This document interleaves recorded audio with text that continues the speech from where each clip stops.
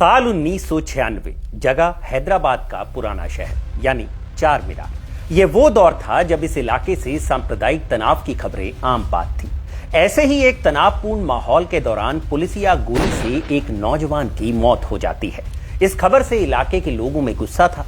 गुस्साए लोग पहुंचे इलाके के विधायक तक। लंदन से बैरिस्टर की पढ़ाई कर लौटा तेज तर्रार नौजवान विधायक, एक ऐसा विधायक जो विधानसभा में बोलता तो विरोधी उसे नजरअंदाज नहीं कर पाते थे। लोगों की अपील के बाद इस विधायक ने चंद्रबाबू नायडू की सरकार के खिलाफ मोर्चा खोल दिया। आंध्र प्रदेश सरकार और मुख्यमंत्री से मांग की कि पुलिस की गोली से मारे गए नौजवान के मामले पर विधानसभा में बहस कराई जाए।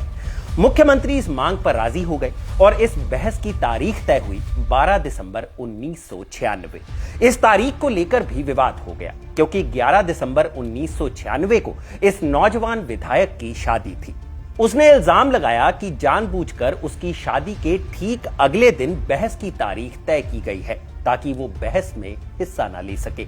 लेकिन सूबे की सरकार ने उस विधायक के जज्बे को ठीक से आंका नहीं था। लोगों को लग रहा था कि शादी के अगले दिन वो विधायक कहां ही विधानसभा पहुंच पाएगा।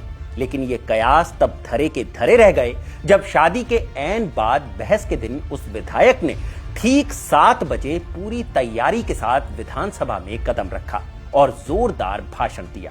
और आने वाले सालों में विधानसभा से लेकर लोकसभा तक सारे तथ्यों और दलीलों के साथ बहस ही इस नौजवान नेता की पहचान बन गई। सफेद फार्म अफ्रीका के कानून को महात्मा गांधी ने कहा था कि ये मेरा कॉन्शियंस इसको मानता नहीं, मैं इस कानून को कबूल नहीं करता हूं। तो महात्मा गांधी ने क्या किया, उन्होंने उस कानून को फाड़ दिया। तो मैं गांधी की तरह इस कानून को फाड़ता हूं। ये अनकॉन्स्टिट्यूशनल है सर।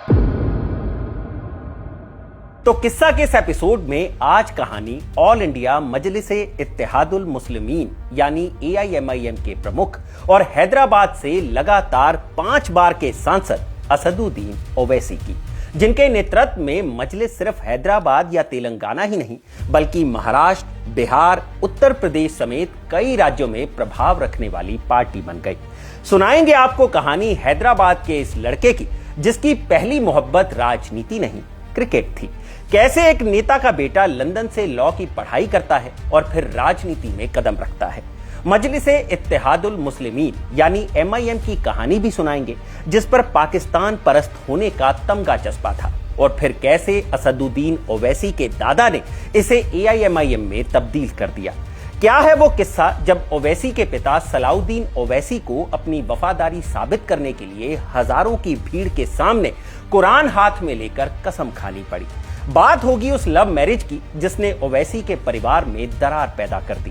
क्या था अकबरुद्दीन ओवैसी का वो बयान जिसने असदुद्दीन ओवैसी की राजनीति को ग्रहण लगा दिया था। बात उस वाकये की भी होगी जब असदुद्दीन ओवैसी को सरेराह जमीन पर घसीटा गया और उन्हें अस्पताल में भर्ती कराना पड़ा। हैदराबाद मक्का मस्जिद बम धमाके के बाद ऐसा क्या हुआ कि ओवैसी पर मुस्लिम युवकों की अनदेखी का इल्जाम लगा और कैसे ओवैसी ने मीडिया के जरिए अपनी पैठ बनाई और पूरे देश में मशहूर हो गए। आखिर क्यों AIMIM को भाजपा की बी टीम कहा जाता है? वंदे मातरम और भारत माता की जय बोलने से आखिर ओवैसी को परहेज क्यों है? नमस्कार, मैं हूं भूपेंद्र सोनी और आप देख रहे हैं खबर गांव और ये किस्सा है असदुद्दीन ओवैसी का।